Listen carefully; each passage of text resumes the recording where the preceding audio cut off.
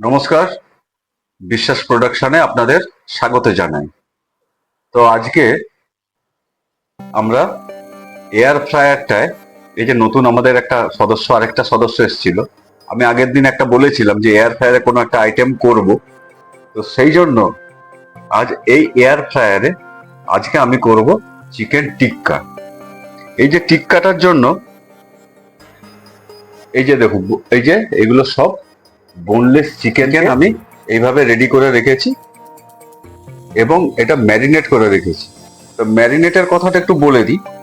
এই যে মশলাটা দেওয়া হয়েছে, এটাতে আছে কি কি না, টক দই আছে, আদা পেস্ট রসুন পেস্ট আছে, লেবুর রস আছে, ধনে গুঁড়ো আছে, অল্প একটু জিরে গুঁড়ো আছে, তন্দুরি মশলা আছে, গরম মশলা আছে, গোলমরিচ গুঁড়ো আছে, হালকা কাশ্মীরি মির্চা গুঁড়ো আছে।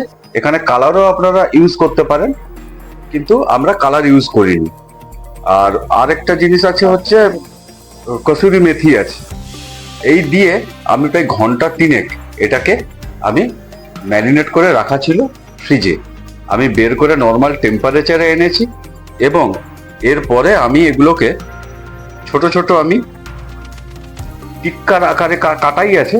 এগুলোকে আমি এই যে আছে আপনার এই কাঠিগুলো, এগুলো মার্কেটে পাওয়া যায়, 20-25 টাকা করে নেয়, এগুলো পাওয়া যায়। তো এইগুলোতে আমি টিক্কার আকারে আমি গেঁথে নেব, গেঁথে আমি এয়ার ফ্রায়ারে আমি এটা প্রিপারেশনটা করব। তো চলুন নেক্সট আমি শুরু করি। প্রথমে টিক্কাগুলো রেডি করি গেঁথে। এইভাবে টিক্কাগুলো গেঁথে নিচ্ছি।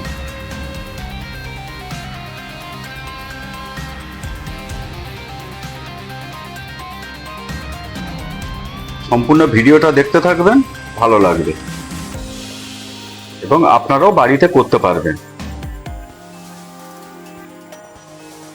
এইভাবে যতগুলো হয় ততগুলো স্টিকে আমরা এটা করব। এই কাঠিতে আমি টিক্কার আকারে কাটা ম্যারিনেটেড চিকেনগুলো আমি গেঁথে নিলাম। এটা হচ্ছে ফার্স্ট স্টেপ। সেকেন্ড স্টেপ হলো আমি এয়ার ফ্রায়ারটা খুলবো। খুলে আমি এই যে নিচের যে র্যাকটা আছে, এই র্যাকটাকে আমি বাটার ব্রাশ করে দেবো, যাতে এই চিকেন পিসগুলো না এখানে আটকে যায় বা চিটে রয়ে যায়।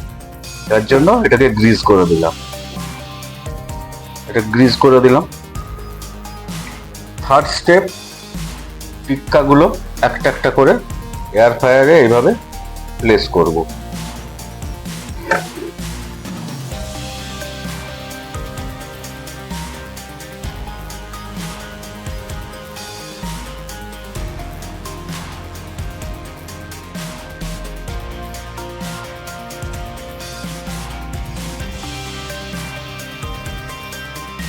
নেক্সট স্টেপ, প্রত্যেকটা টিক্কার ওপর দিয়ে আমি এইভাবে বাটার ব্রাশ করে দেবো।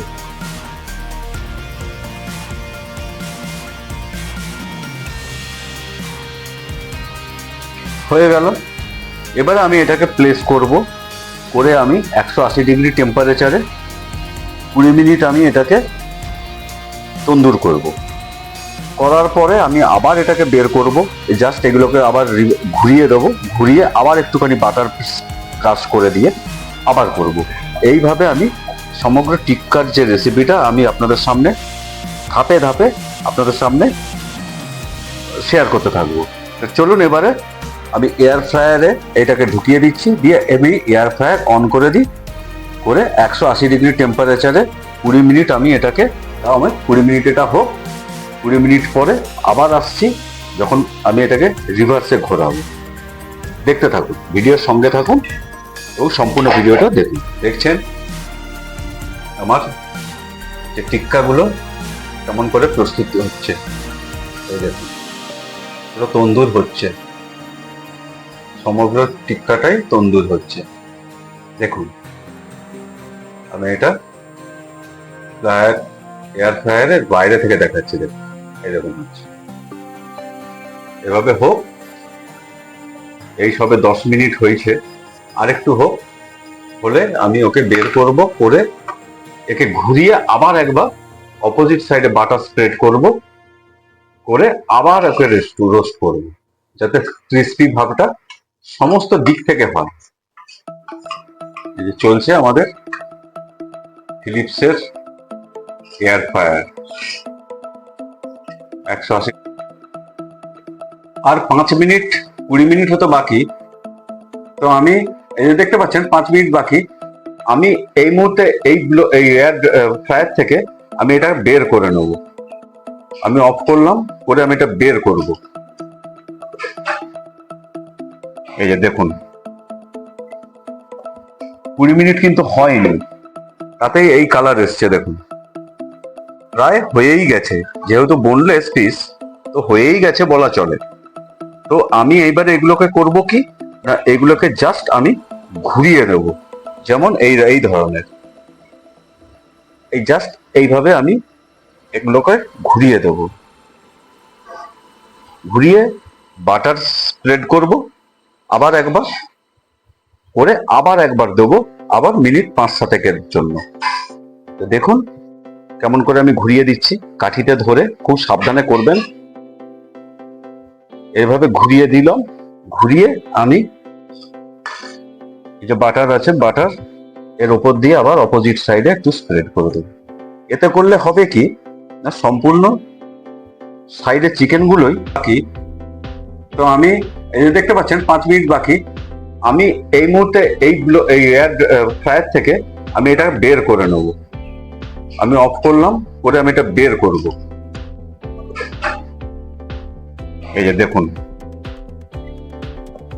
20 মিনিট কিন্তু হয়নি, তাতেই এই কালার এসছে। দেখুন প্রায় হয়েই গেছে, যেহেতু বোনলেস পিস তো হয়েই গেছে বলা চলে। তো আমি এইবারে এগুলোকে করব কি না, এগুলোকে জাস্ট আমি ঘুরিয়ে দেব, যেমন এই ধরনের, এই জাস্ট এইভাবে আমি এগুলোকে ঘুরিয়ে দেব। ঘুরিয়ে বাটার স্প্রেড করব আবার একবার, করে আবার একবার দেবো, আবার মিনিট 5-7 জন্য। তো দেখুন কেমন করে আমি ঘুরিয়ে দিচ্ছি, কাঠিতে ধরে খুব সাবধানে করবেন। এইভাবে ঘুরিয়ে দিলাম, ঘুরিয়ে আমি যে বাটার আছে, বাটার এর উপর দিয়ে আবার অপোজিট সাইডে একটু স্প্রেড করে দেবো। এতে করলে হবে কি না, সম্পূর্ণ সাইডে চিকেন গুলোই খুব সুন্দরভাবে ফ্রাই হবে সমানভাবে।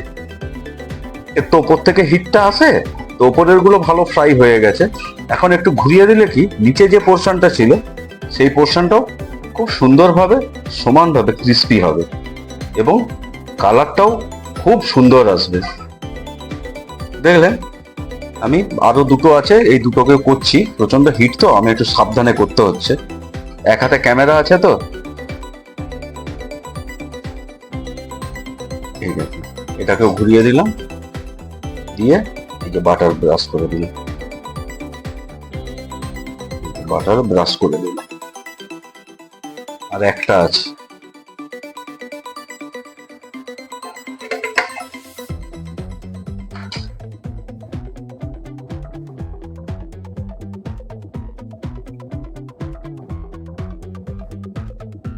এই সাইডে করলাম, দিয়ে দিয়ে একেও উপর থেকে এই যে বাটার স্প্রেড করে দিল।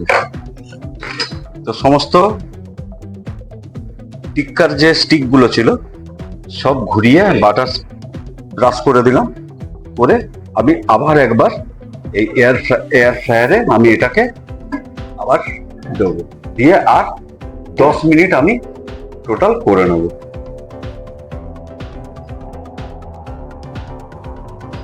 180 ডিগ্রি 20 স্টার্ট করে দিলাম। এটা 10 মিনিটে নামবে, আমি স্টপ করে নেব। চালু হয়ে গেছে আবার সেকেন্ড স্টেপ। এটা হয়ে যাক, হয়ে গেলে আবার আমি আপনাদের সামনে আসছি।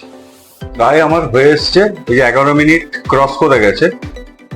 আমি 10-এ নামাবো বা স্টপ করবো বলেছিলাম, এক্ষুনি 10 হয়ে যাবে। তো আমি বের করবো, এবারে এটাকে অফ করে দিব।